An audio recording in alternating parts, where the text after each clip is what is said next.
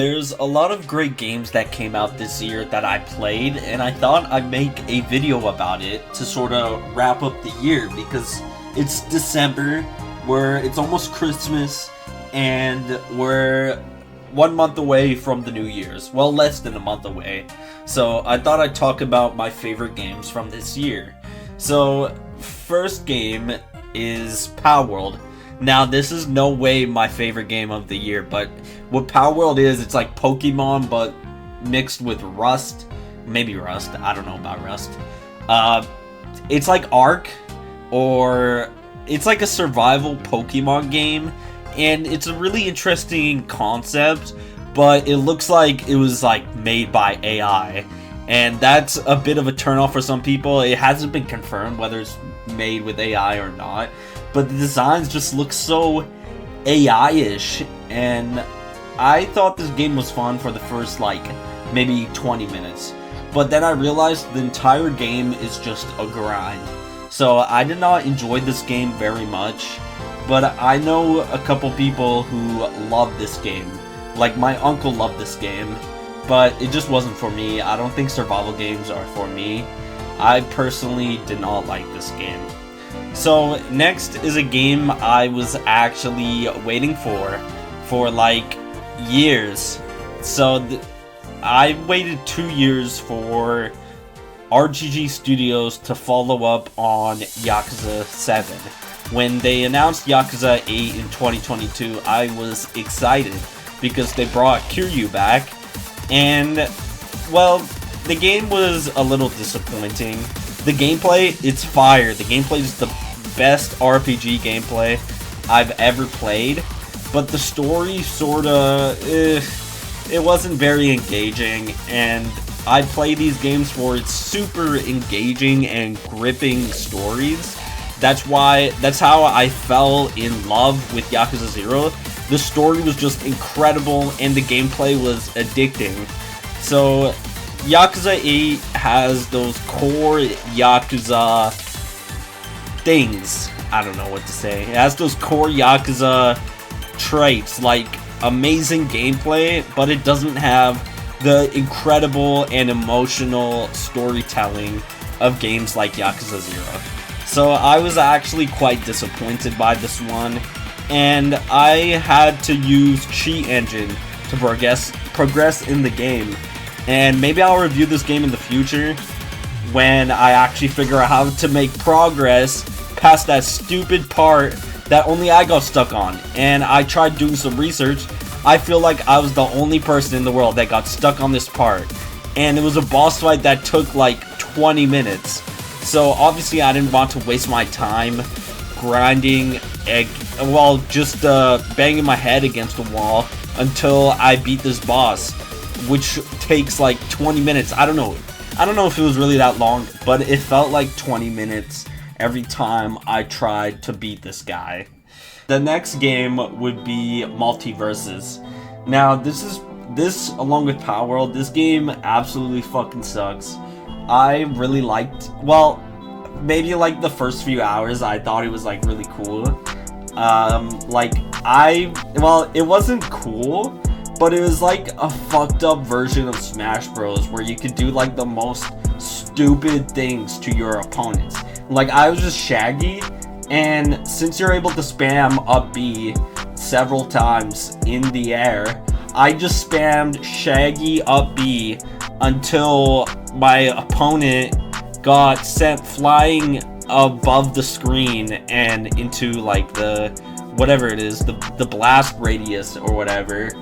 And I was just spamming that move, and I thought that was really fun and funny, but grinding in that game is an absolute chore. I wanted more characters than just Shaggy. I was really looking forward to finding any characters that fit my playstyle, but I just couldn't unlock any characters, and the progression in the game has really left a sour taste in my mouth. So I honestly can't recommend this game, and it's probably dead. So that's that. Next is a game I wasn't really interested in playing, but I knew I just had to. I had to play it. So that would be Super Mario Party Jamboree. Now, as of this video, I've only played this game once, and I made a video about it, but I only played it once, and I was able to win the only time I've ever played the game. And it's pretty fun. I wasn't able to play any of the motion control mini games that I really enjoyed about Super Mario Party 1. So from what I've played, it's just a better version of Super Mario Party 1. But I haven't seen any mini games that really stuck out to me. So everything else is good, is better about this game, but the mini games, at least so far. I haven't played them all, so this is just my first first time playing thoughts. Like, these are like my first impressions. And next is a game I beat twice, and I was able to beat it for a third time. So that would be Yakuza Kiwami on the Switch.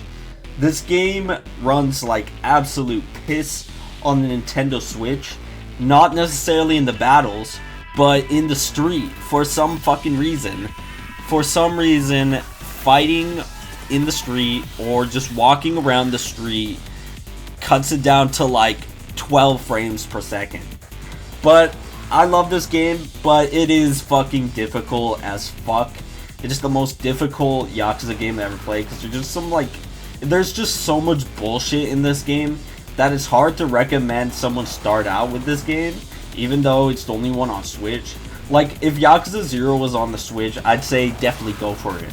But Yakuza Kiwami is more of an investment, and you'll have to really try to see if you like it, to actually like it. You actually have to, beat the game,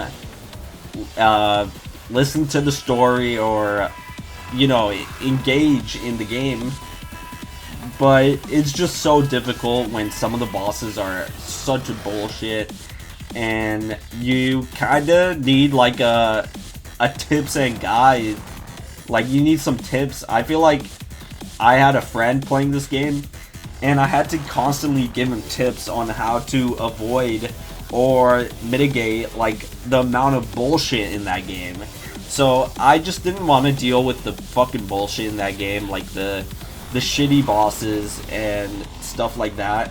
So a quarter of the way through my playthrough, I decided to play on easy mode, because on the Switch I'm way worse at playing Yakuza on the Switch compared to on a PS4 controller. I'm just so used to the PS4 controller that I'm absolute dog shit at Yakuza Kiwami on the Nintendo Switch. But it's still a great game, and I'm glad it's on the Switch.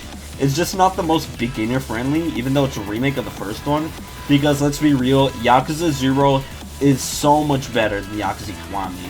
But Yakuza Kiwami has the best gameplay in the series.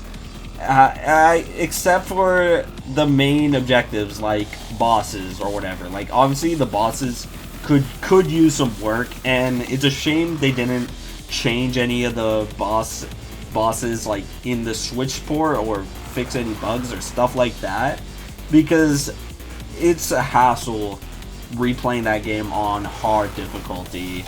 And I do love the gameplay in this game. I think it's the best in the series, and it's just like they expanded so much on Yakuza 0's combat, and then they never used it again. So if you're willing to get into Yakuza and you're willing to deal with the bullshit, I recommend you play this game. But if you have a PC or a PS4 or a PS5 or an Xbox, I recommend starting with Yakuza 0 first, because it doesn't have any of the bullshit that Yakuza Kiwami has, just at the cost of shittier gameplay. And that doesn't mean the gameplay's shit at all. It's really fun, and I love the gameplay of Yakuza 0. It's just a little worse compared to Kiwami. So that's the wrap up of 2024. Those were all the games I played this year, and I'm wondering what's the best game on this list. But yeah, that's it for the video. I hope you guys enjoy, and I hope you guys have a great day.